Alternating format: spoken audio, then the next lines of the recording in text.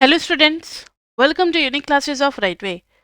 आज बच्चे हम लोग चैप्टर 1 के असाइनमेंट के क्लास 4th में हैं और आज हम लोग स्टार्ट कर रहे हैं हिस्टोग्राम के ऊपर बेस्ड कुछ क्वेश्चंस, जिसमें हिस्टोग्राम होंगे, ट्रिम्ड मीन होंगे, स्टैंडर्ड डिवीजन की कुछ प्रॉपर्टीज के ऊपर क्वेश्चंस होंगे। तो ये टोटल 10 क्वेश्चंस आपके डिवोर बुक से लिए गए हैं और ये काफ़ी इंपॉर्टेंट क्लास है आज वाली। तो देखना question number 1, the number of contaminating particles. अगर आपके पास रीडिंग है तो आप उसमें ढूंढोगे तो मिल भी जाएगा। The number of contaminating particles on a silicon wafer prior to a certain rinsing process was determined for each wafer in a sample of size 100. Sample size कितना है? 100 है। उसके बाद से resulting in the following frequency दे रखा है। Number 0, 1, 2, 3, 4, 5, 6, 7, 8, 9, 10। अच्छा 14 तक है। 11, 12। एक काम करते हैं, ऐसे में ना फिर कंट्रोल नहीं हो पाएगा, बहुत लेंदी डेटा है। दूसरे तरीके से हॉरिजॉन्टली रिप्रेजेंट करते हैं। एक्स 0, 1, 2, 3, 4, 5, 6, 7, 8, 9, 10। फ्रीक्वेंसी 1, 2, 11, 12, 13, 14। 1, 2, 3, 12, 11, 15, 18, 10, 12, 4, 5, 3, 1, 2, 1। ये हमें दिया हुआ है एक्स और एफ, पहला पार्ट है। पेज नंबर मुझे नहीं पता क्योंकि मेरे सामने तो असाइनमेंट है। हिस्टोग्राम वाले में ढूंढो आप, आपको मिल जाएगा। बच्चे अगर आपके पास पीडीएफ नहीं है तो आप अपने रीडिंग में से क्वेश्चन नंबर 19 देख सकते हो, सेक्शन 1.2 का, वो सेम टू सेम है। तो ये हमें दे रखा है। क्वेश्चन ए में पूछ रहा है what proportion of this sampled wafers had at least 1 particles. कितने प्रोपोर्शन है जिनका कम से कम एक पार्टिकल तो है और एटलीस्ट 5 पार्टिकल्स। जो भी चीजें हैं वो सब आएंगी, लेकिन किसके बाद? रिलेटिव फ्रीक्वेंसी के बाद, क्योंकि इन्होंने व्हाट प्रोपोर्शन करके क्वेश्चन पूछा। क्वेश्चन में क्या है? What proportion. तो प्रोपोर्शन के लिए हमें रिलेटिव फ्रीक्वेंसी चाहिए। रिलेटिव फ्रीक्वेंसी कोई मुझे बताएगा कि समेशन ऑफ एफ कितना है? 1 + 2 3 3 6 12 6 18 18 और 11 29 और 5 34 और 10 44। अच्छा दिया ही हुआ n = 100, तो सबको 100 से डिवाइड कर देना है। तो रिलेटिव फ्रीक्वेंसी आ जाएगा 0.01, 0.02, 0.03, 0.12, 0.11, 0.15, 0.18, 0.10, 0.12, 0.04, 0.05, 0.03, 0.01, 0.02, 0.01। इन्होंने बोला है फर्स्ट पार्ट में what proportion of the sampled wafers had at least 1 particle. तो प्रोपोर्शन हमें निकालना है एटलीस्ट 1 का। तो मुझे ये बताएं कि एटलीस्ट 1 में सिर्फ 0 नहीं आ रहा है ना, बाकी सब तो आ ही रहा है। एटलीस्ट 1 में 0 नहीं आ रहा, बाकी सब तो आ ही रहा है। तो क्या हो जाएगा ये? X greater than equal to 1 के लिए हमें करना है तो सबका प्रोपोर्शन ऐड कर देना। टोटल रिलेटिव फ्रीक्वेंसी कितना होता है? 1। तो अगर सिर्फ हम इसको सब्ट्रैक्ट कर दें 1 में से तो वैल्यू नहीं आ जाएगी। 1 minus x is equal to 0 का प्रोपोर्शन, तो this will be 1 minus 0.01, that is 0.99। Next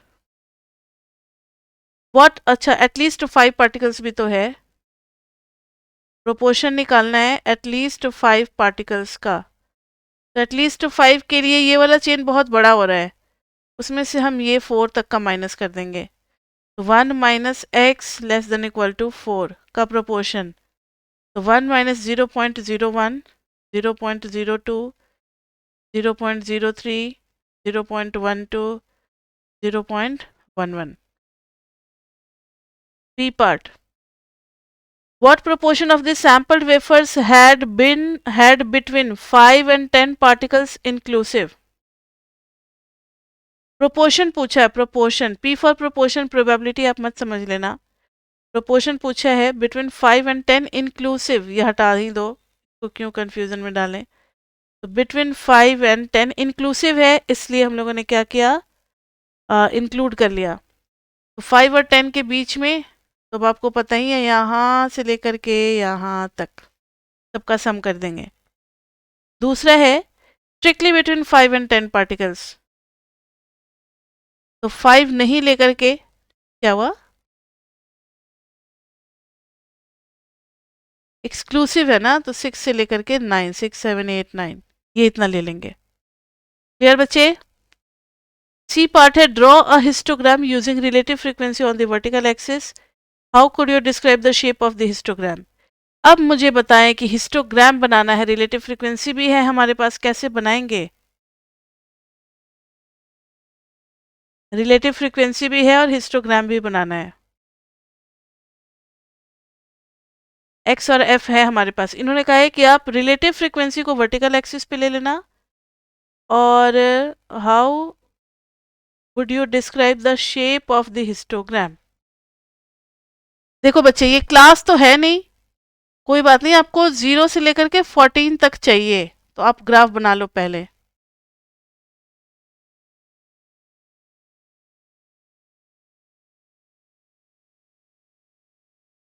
और 1 1 का गैप है, तो 0 1 2 3 4 5 6 7 8 9 10 11 12 13 14 15 तक चलेगा, ठीक है। रिलेटिव फ्रीक्वेंसी कहाँ से कहाँ तक, 1 तक जाएगी, 0.01 से स्टार्ट होगी और 1 तक जाएगी। 1 तक जाने के लिए 0.18 तक भी गया हुआ है, 0.18 मैक्सिमम तो वही है ना। तो ध्यान से देखो, 0.02, 0.04, 0.06, 0.08, 0.10, 0.12, 0.12, 0.14, 0.16, 0.18। इधर क्या ले लिया हमने, रिलेटिव फ्रीक्वेंसी, ठीक है, रिलेटिव फ्रीक्वेंसी। और इधर क्या ले लिया हमने, एक्स। देखो ये जितने भी एक्स है ना, सबको आप mid value of the class मान लोगे, ये सब एक्स हैं। एक्स जैसे mid value of the class नहीं निकालते, वो सारी वैल्यूज हैं। तो हाफ आप हिस्टोग्राम का विड्थ इसके राइट में लोगे और हाफ हिस्टोग्राम का विड्थ आप इसके लेफ्ट साइड में लो। बच्चे ये बहुत इंपॉर्टेंट क्वेश्चन है जो करा रहे हैं, ऐसा पेपर में आता है। तो अभी आपको 0 पे कितना है बताओ, 0 पे है 1 और 1 पे है 2। 0 पे है 1, सॉरी रिलेटिव फ्रीक्वेंसी की बात हो रही है ना, 0.01 और उस पे 0.02। 0 पे 0.1, ऐसे आप हाफ दिखला दोगे, और इसका 0.2। समझ में आ गई बात। ऐसे कर रहे हैं कि 1 जो है ना, ये मिड पॉइंट में आ जाए, और ये तो इसका मिड पॉइंट था ही नहीं। यही बात समझ में, फिर से देखो, 2 के सामने क्या है, 0.03, ठीक है, बहुत बढ़िया। 2 के सामने 0.03 है, 0.03 करेंगे 2 के सामने, ये बन गया। अब देखो तो जरा, क्या ऐसे ही चल रहा है, 0.03, फिर 0.12 और 0.11, 12 11 15, 12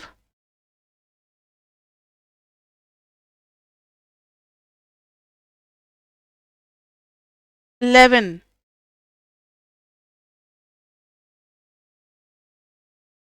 15।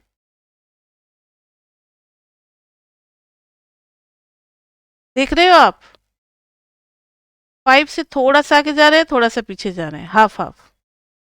उसके बाद से 5 तक का हो गया, 6 7 8 में 18 10 12, 18 10 12। नेक्स्ट वाला है 18,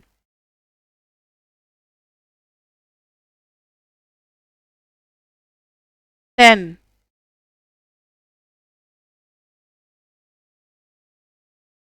12,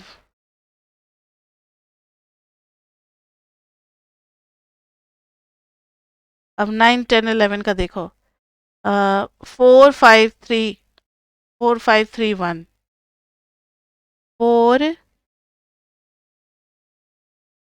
5, 3, 1, 12 के बाद है 13, 14, 2 और 1, 2 और 1,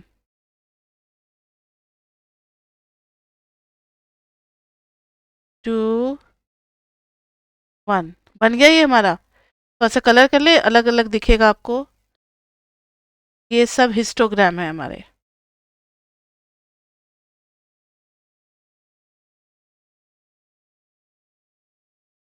अब आपको इस हिस्टोग्राम का हर टावर का मिड पॉइंट निकाल लेना है। हर टावर का क्या निकाल लेना है? मिड पॉइंट निकाल लेना है। ध्यान से देखो। 1, 2, 3, 4, 5, 6, 7, 8, 9, 10, 11, 12, 13, 14। अब इसका शेप देखो, ज्वाइन कर रहे हैं फ्री हैंड से।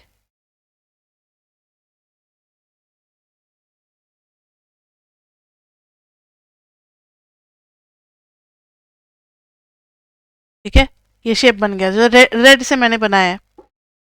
अब आप बताएं बच्चे कि ये कैसा है, ये कैसा होगा? शेप इसका क्या है बताओ तो। कुछ तो दिख रहा है आपको, लाइक दिस वे, ऐसे बहुत लंबा गया, तो this is positively skewed, positively skewed. इसके बहुत सारे पिक्स आपको दिख रहे होंगे, ध्यान से देखो। ये ऐसे आया, ऐसे गया, फिर ऐसे आया, फिर ऐसे आया, फिर ऐसे ऐसे ऐसे गया। इसके आपको एक पिक यहाँ दिख रहा है, एक मैक्सिमम का पिक यहाँ दिख रहा है, यहाँ दिख रहा है, यहाँ दिख रहा है। तो ये मल्टी मॉडल, छोटे से इंटरवल में कहोगे मैम सबसे बड़ा तो एक ही है, यूनी मॉडल होना चाहिए। लेकिन वो तो यूनी मॉडल दिखेगा बाद में। अगर हम इसी एन को बढ़ा देते ना, 100 की जगह बहुत बड़ा ले लेते, तो ये स्मूथर कर्व बन जाता। लेकिन सैंपल साइज बहुत छोटा लिया, इसलिए फ्लक्चुएशंस आपको दिख रहे हैं। लेकिन यहाँ से यहाँ तक के इंटरवल में यही मोड हो जाएगा, यहाँ से यहाँ तक के इंटरवल में यही मोड हो जाएगा, यहाँ से यहाँ तक के इंटरवल में ये मोड हो जाएगा। तो इसलिए ये हम इसको यूनी मॉडल नहीं बोलेंगे। पॉजिटिवली स्क्यूड बोल सकते हैं, लेकिन यूनी मॉडल नहीं है। ठीक है, तो लिखेंगे नॉट यूनी मॉडल। बच्चे ये था हमारा फर्स्ट क्वेश्चन असाइनमेंट का। अब हम लोग बढ़ते हैं क्वेश्चन नंबर 2 पे। क्वेश्चन नंबर 2 देखिए जरा। Following home sale amounts for a sample of homes in Almeda CA that were sold 1000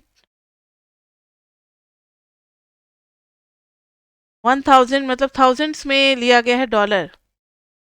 data हमें दिया हुआ है 590, 815, 575, 608, 350, 1285, 408, 540, 555, 679। Calculate and interpret the sample mean and median. वो तो खैर आप लोग कर लोगे, सैंपल मीन एंड मीडियन।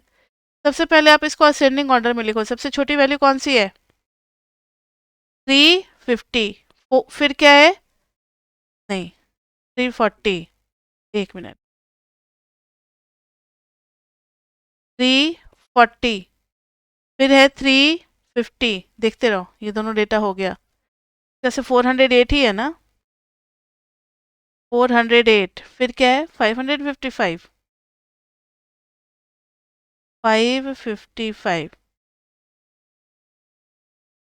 फिर है 575, 590, 608, 679 एंड 815 एंड 1285। आ गया डेटा। ये क्वेश्चन हमने किया हुआ है क्या? नहीं। सैंपल मीन एंड मीडियन आपको दोनों निकालना है, तो आप सैंपल मीन तो निकाल दोगे फर्स्ट पार्ट में, mean is equal to summation x by n. Median क्या हो जाएगा? 1 2 3 4 5 6 7 8 9 10। तो मीडियन हो जाएगा 10 by 2th term plus 10 by 2 plus 1th term by 2, यानी 5th plus 6th by 2। 5th term कौन सा है? 1 2 3 4 5, this is 5th and this is 6th। तो दोनों का सम करके बाई 2 कर देंगे, तो ये आ जाएगा 575 plus 590 by 2।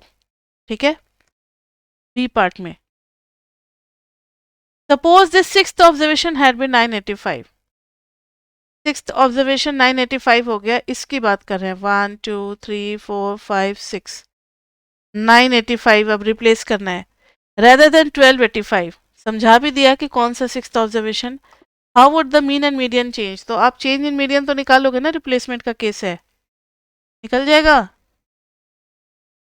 Old summation x minus 1285 और प्लस क्या कर देंगे 985 अपॉन में वही 10 का 10 रह जाएगा। और मीडियन पे कोई फर्क पड़ेगा? नहीं पड़ेगा, क्योंकि हम 1285 को हटा करके 985 रखेंगे, दैट इज आउटलायर्स, बहुत लास्ट की वैल्यू है, उससे फर्क नहीं पड़ने वाला, तो median will be same. No change in median, no change in median. Next C part, calculate a 20% trimmed mean. Trimmed mean 20% निकालना है। मुझे बताएं बच्चे, एक मिनट,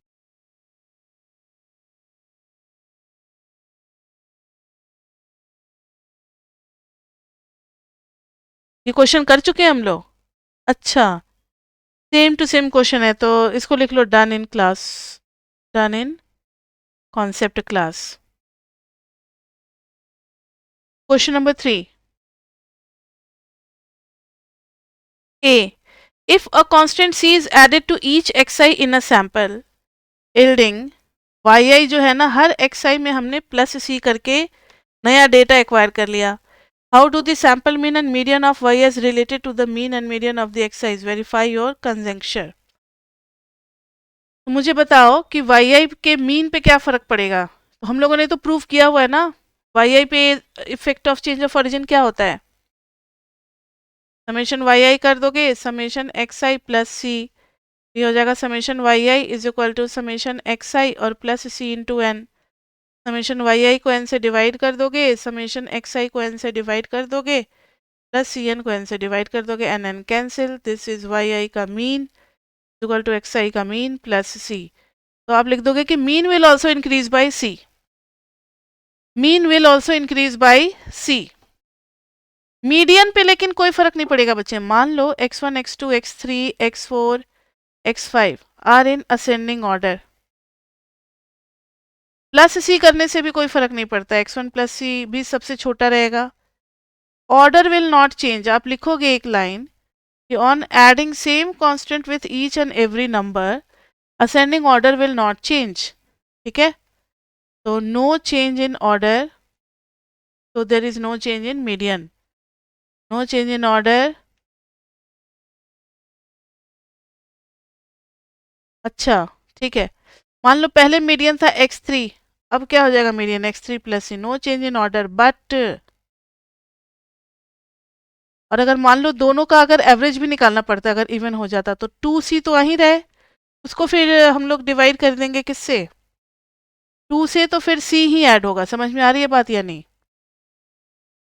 तो new median will be old median plus c, चाहे अकेला आ रहा हो n is equal to odd के केस में, या इवन के केस में दो आ रहे हो।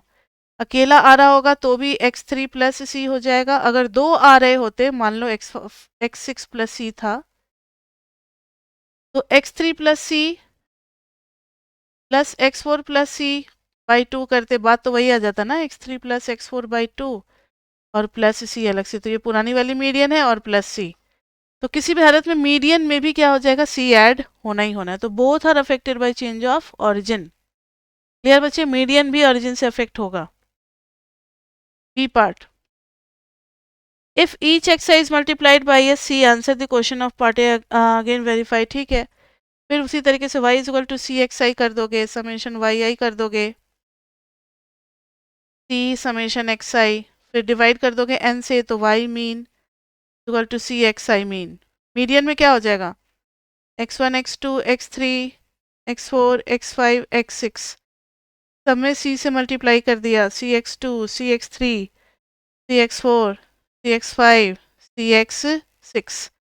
मीडियन के लिए इन दोनों का सम करके बाई टू, तो c x three plus x four by two, तो सी ओल्ड मीडियन। तो मीडियन पे भी फर्क पड़ेगा, effect of change of scale, और मीन पे भी फर्क पड़ेगा।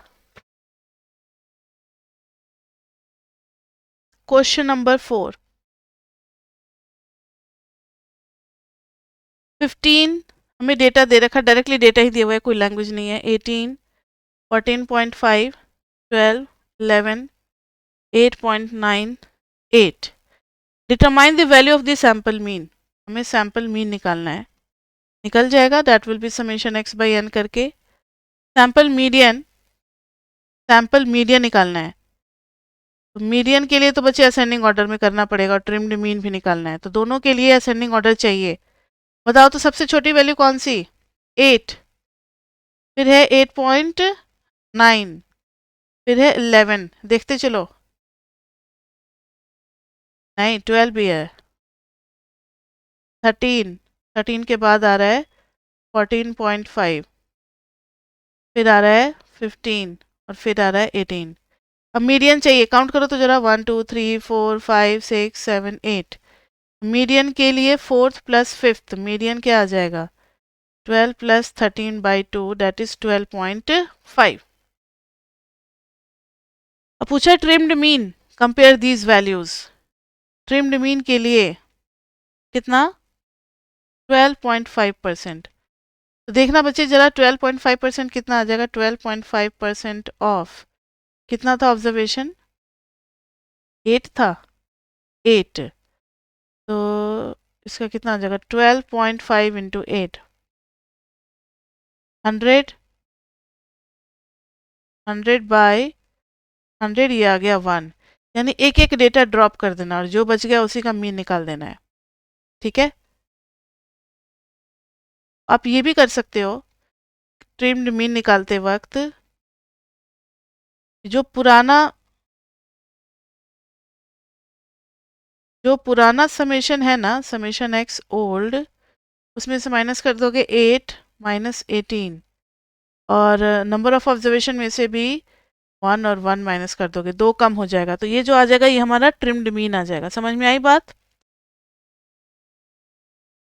अब बी पार्ट ध्यान से सुनो, by how much the smallest observation be increased without affecting median.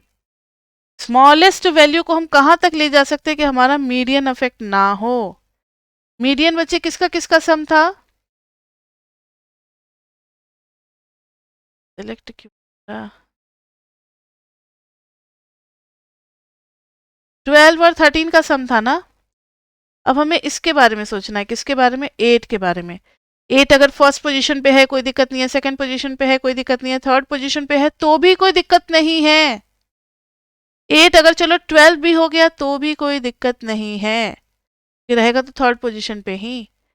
लेकिन अगर 12 से ज्यादा हो गया तो 12 को इधर घसका करके खुद अपनी जगह बना लेगा ये, या आगे बढ़ जाएगा, उससे ये दोनों पोजीशंस अफेक्ट हो सकते हैं। इसलिए 8 जो है minimum value, 8 can be increased maximum up to 12। 12 से ज़्यादा हम नहीं आगे बढ़ा सकते, ठीक है।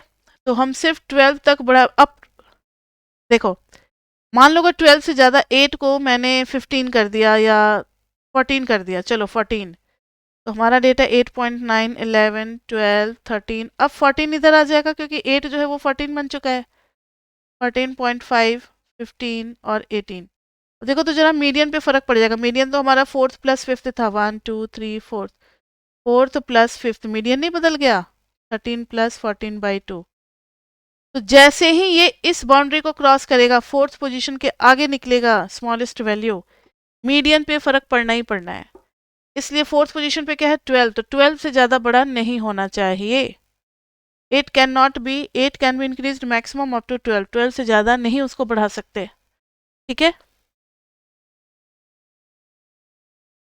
क्वेश्चन नंबर 5 में है 3, 7, 9, 12, 13, ये शायद असेंडिंग ऑर्डर में दिया हुआ है। 15, 17, 20, 21, 23, 30, 31। इसमें ए पार्ट है ट्रिम्ड मीन निकालना है 10%, वो तो आप लोग निकाल लोगे। बी पार्ट में है ट्रिम्ड मीन 5%, वो भी आप लोग निकाल लोगे। कैलकुलेट ट्रिम्ड मीन सब मैंने बताया हुआ है 15%, अगर कोई फ्रैक्शन में आ जाए तो भी आप निकाल सकते हो। Trimmed mean 35%। सब आपको निकालना है। एन कितना है 1 2 3 4 5 6 7 8 9 10 11 12। बहुत बढ़िया, 12 है तो फ्रैक्शन में आएगा तो कैसे करना है आपको पता है। लेकिन जो ई पार्ट है इसके लिए if we remove 2 items from both the ends, अगर हम दो दो आइटम रिमूव कर देते हैं, एन कितना है बताना 12। अगर 2 आइटम्स रिमूव कर दिए तो 2/12 इंटू 100 कर देंगे। 2 6 जा, ये कितना हो गया 16.67% ट्रिम्ड मीन हो गया। तो यही बोला था कि calculate the percentage of trimming. तो 2/12 इंटू 100 कर देंगे। 12 में से 2, अब ये नहीं कि 4 हटा देना, 2 इधर से और 2 इधर से, तो 2 ही काउंट करते हैं। जब 10% होता है तो 10% शुरुआत का भी हटाते हैं, लास्ट का भी हटाते हैं। तो यहाँ पर भी जब 2 हट रहा है तो हम सिर्फ 2 को ही काउंट करेंगे।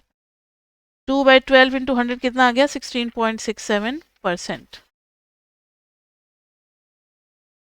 Next question number 6।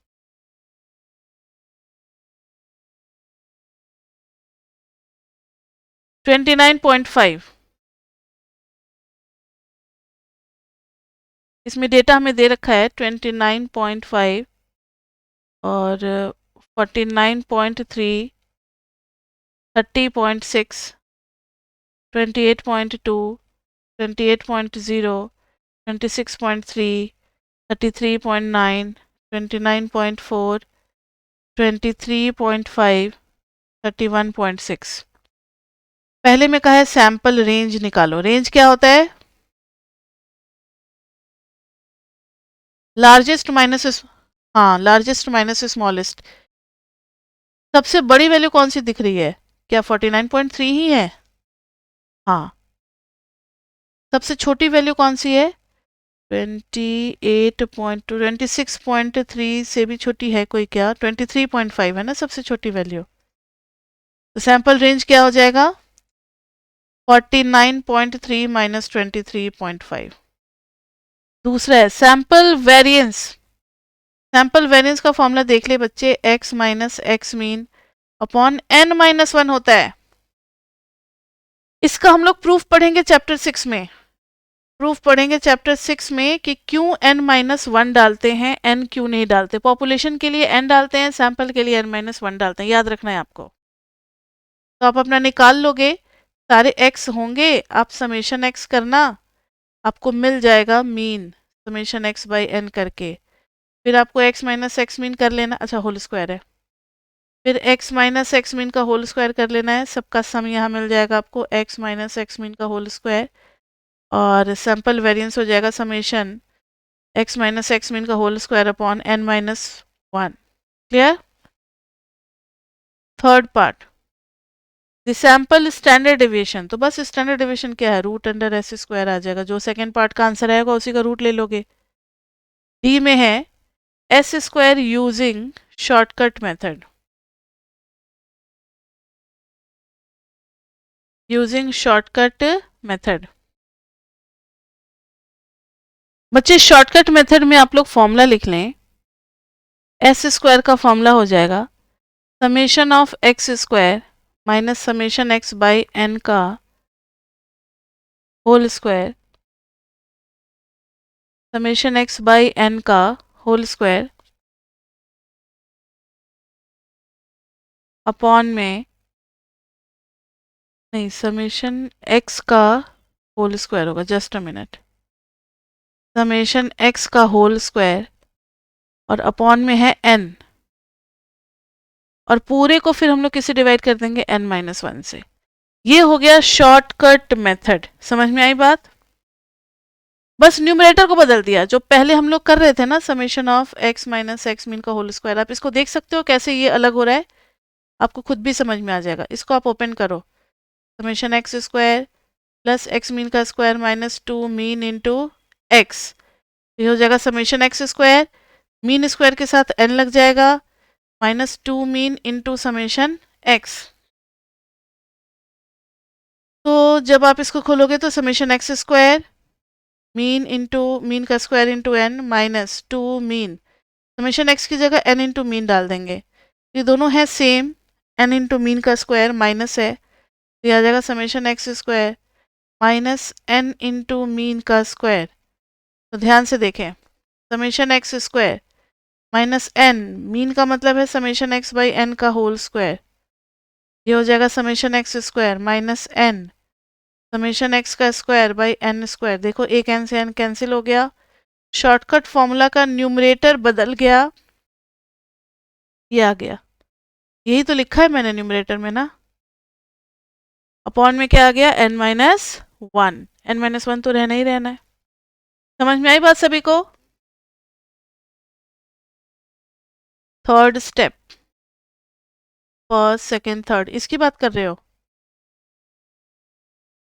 देखो मीन का स्क्वायर इंटू n तो ठीक है, अच्छा थर्ड स्टेप के लिए ये देख लो, मीन इज इक्वल टू होता है समेशन एक्स बाई n, तो समेशन एक्स को हम n इंटू मीन से भी रिप्लेस कर सकते हैं, वही तो कर दिया n इंटू मीन। ठीक है, अब देखो जरा, क्वेश्चन नंबर 6 हो गया, नेक्स्ट है question number 7। The first 4 deviations from the mean in sample n is equal to 5 reaction times where, ये deviations दे रखे हैं हमें, deviation is equal to x minus from the mean, अच्छा x minus x mean दिया हुआ है, क्या दिया हुआ है, 0.3, 0.9, 1.0, 1.3। What is fifth deviation? Fifth deviation को कुछ मान लेते हैं, क्या मान लेते हैं, p मान लेते हैं। फिफ्थ डेविएशन हमें पता लगाना है। Give a sample for which these are the 5 deviations from the mean, वो भी निकल जाएगा। पहले आप इसको देखो, आपको पता है कि summation of all the deviation से 0, क्योंकि ये कहाँ से लिया गया है, मीन से लिया गया है। सबका सम करो तो 9, 3, 12 और 10 कितना हो गया, 22, 3, 25 और 10, 35। 3.5 plus p is equal to 0, p is equal to minus 3.5, deviation आ गया माइनस 3.5। अब इन्होंने बोला है कि ये फिफ्थ डेविएशन तो निकल गया, अब सैंपल आपको बताना है जिसके लिए ये डेविएशंस हैं, ये डेविएशंस हैं, तो जरा देखना, x minus x mean is equal to, अगर d है, x इज इक्वल टू क्या हो जाएगा, मीन प्लस d, यही होगा ना, x is equal to mean plus d। तो अब आप मीन कितना लेना चाहते हो ये आपके ऊपर है, क्योंकि इस क्वेश्चन का मीन हमें पता नहीं है। तो let mean is equal to 10, अपनी मर्जी से कोई 5 ले ले, कोई 20 ले ले, कुछ भी ले ले, तब हमारा x का फॉर्मूला बन जाएगा 10 plus d, x is equal to mean plus d, let mean is equal to 10, तो 10.3, 10.9, 11, 11.3, 10 में से 3.5 गया, कितना आ गया, 6.5। एक सैंपल हमें बना लिया, ऐसे हजारों सैंपल बन सकते हैं, लोग अलग अलग मीन लेते जाएंगे, डेविएशन को ऐड करते जाएंगे, अलग अलग सैंपल तैयार होता चलेगा। आई बात समझ में? अब है क्वेश्चन नंबर 8। बच्चे अब हमारे सिर्फ 3 क्वेश्चंस रह गए हैं, तो ये क्वेश्चन नंबर 8 जो है ना, ये बहुत ज़्यादा टाइम लेने वाला है, कम से कम आधा घंटा ले लेता है। तो क्वेश्चन नंबर 8 आज की क्लास में नहीं करेंगे, कल हम लोग कर लेंगे। अभी हम लोग 9 और 10 कर लेते हैं, ठीक है? तो हमारा असाइनमेंट कंप्लीट हो जाएगा, और कल फिर हम लोग वो कर लेंगे, क्वेश्चन नंबर 8 देखना जरा। क्वेश्चन नंबर 9 में है, for what value of c is the quantity xi minus c whole square minimized. आप लोगों को पता है बच्चे, इसका आंसर बता सकते हो मुझे? किसके लिए मिनिमाइज होगा? When c is equal to x bar. We have proved in concept class. ये आपको कहाँ मिलेगा? तो मैथमेटिकल प्रॉपर्टीज ऑफ मीन में, मैथमेटिकल फर्स्ट या सेकंड क्लास में होगा। मैथमेटिकल प्रॉपर्टीज ऑफ मीन, पूरा डिफ्रेंसिएशन वगैरह करके डेरिवेटिव्स लेकर के सेकेंड प्रॉपर्टी थी ये मीन की, sum of square of all the divisions is minimum when divisions are taken from actual mean. हाँ, ये आप वहां से देख सकते हो। B part, which is minimum पूछा है, which is minimum, summation x i minus x mean का होल स्क्वायर या फिर summation x i minus mu का होल स्क्वायर। तो ध्यान से देखिए बच्चे, हमें पता है कि x i minus x mean एक सैंपल से रिलेटेड है। ये किससे रिलेटेड होगा? ये सारा कुछ सैंपल से रिलेटेड होगा। और ये म्यू आते ही ये पॉपुलेशन से रिलेटेड हो जाएगा, क्योंकि पॉपुलेशन मीन को हम किससे रिप्रेजेंट करते हैं? म्यू से।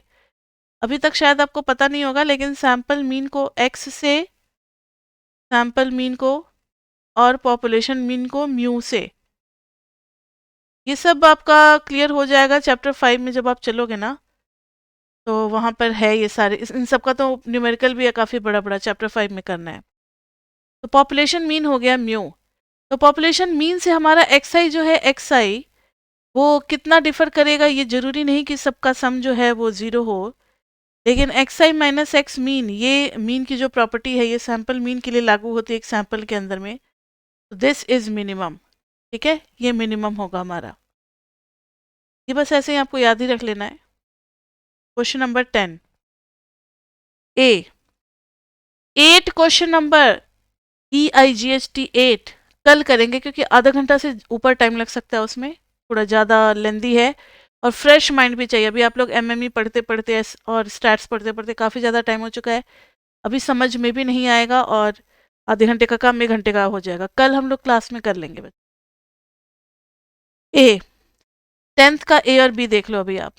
Late a and b constants and let y is equal to, ये भी हम लोग कर चुके हैं, y i is equal to a x i plus b. इसमें क्या क्या हो रहा है? Change of origin and change of scale दोनों हो रहा है।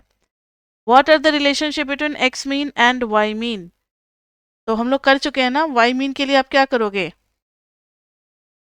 समेशन वाई आई लगाओगे, ए बाहर आ जाएगा समेशन एक्स आई, और बी के साथ क्या लग जाएगा? एन।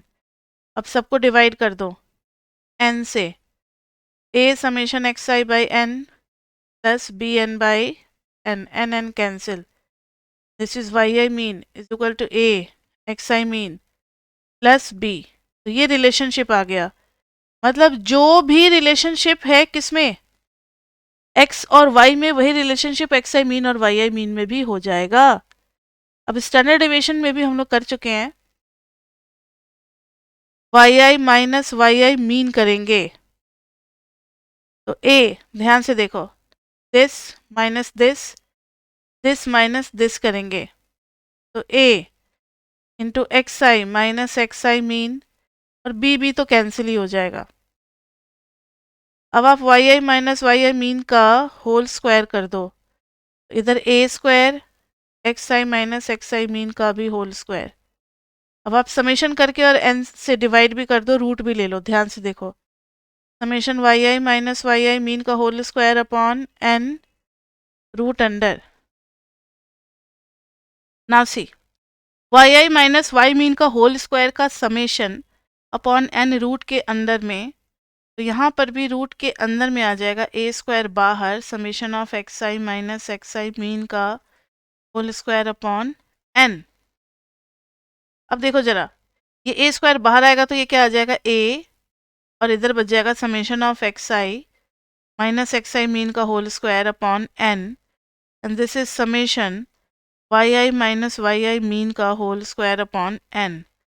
तो this is standard deviation of, अच्छा हमें वेरिएंस के बीच में रिलेशनशिप करना था ना, तो बच्चे आप रूट मत लेना, रूट नहीं लोगे तो ये वेरिएंस हो जाएगा, तो यहाँ पर भी रूट नहीं लेना है आपको, तो this is a square and what is this, s y का स्क्वायर, वेरिएंस है ए स्क्वायर, n-1 कर दो, सैंपल की बात हो रही है, पॉपुलेशन की नहीं, a square and this will be s x का स्क्वायर। तो ये रिलेशनशिप आ गया हमारा किस में, दो वेरिएंस के बीच में। अब बी पार्ट देखना, क्वेश्चन नंबर 10 का बी पार्ट। नाउ सी 10 का B, a sample of temperatures for initiating a certain chemical reaction yielded a sample average। एक तरफ टेम्परेचर को डिग्री सेल्सियस में मेजर किया गया है ऑफ 87.3, सैंपल एवरेज है 87.3 डिग्री सेल्सियस, और स्टैंडर्ड डेविएशन कितना आ गया 1.04। What are the sample average and standard deviation measured in Fahrenheit, Fahrenheit में क्या होगा, वाई मीन कितना होगा और स्टैंडर्ड डेविएशन ऑफ वाई भी क्या होगा। वाई का रिलेशनशिप बच्चे आपको याद है, अगर वाई फ़ारेनहाइट में लिया गया है तो, डिग्री फ़ारेनहाइट में लिया गया है तो आपको याद होगा Fahrenheit is equal to 9/5C + 32। ये हमने चैप्टर 2 में भी निकाला हुआ और आपने 9th-10th में भी पढ़ा होगा। तो उस हिसाब से अगर चलोगे F is equal to 9/5C + 32, अभी जस्ट हमने प्रूव किया, उसी तरीके से आप F मीन भी प्रूव कर सकते हो, 9/5C मीन + 32, तो F मीन कितना आ जाएगा 9/5, C मीन कितना आ गया 87.3 + 32, सॉल्व कर दोगे आ जाएगा, एवरेज टेम्परेचर आ जाएगा किस में, फ़ारेनहाइट में, एवरेज टेम्परेचर आ जाएगा फ़ारेनहाइट में। स्टैंडर्ड डेविएशन y का निकालेंगे, मतलब f का निकालेंगे, तो 9/5 बाहर आ जाएगा into standard deviation of centigrade. 32 का तो इफेक्ट होता नहीं है, स्टैंडर्ड डेविएशन में चेंज ऑफ ओरिजिन का फर्क नहीं पड़ता है, चेंज ऑफ स्केल का जरूर फर्क पड़ता है। तो कितना दिया हुआ स्टैंडर्ड डेविएशन 1.04, तो standard deviation in Fahrenheit will be equal to 9/5 into 1.04। इस दोनों को आप सिंप्लीफाई कर लो, this will be the new average measured in Fahrenheit, this will be also the new average measured in new standard deviation measured in Fahrenheit। तो ये conversion का formula होता है, and we should know the conversion formula from centigrade to Fahrenheit. ये basic formula ये आपको पता होना चाहिए, वैसे एग्जाम में दिया रहेगा। ठीक है बच्चे, इसके साथ हमारा असाइनमेंट कंप्लीट होता है। आज 3rd क्लास थी या 4th क्लास थी, कौन सी क्लास थी जल्दी बताओ।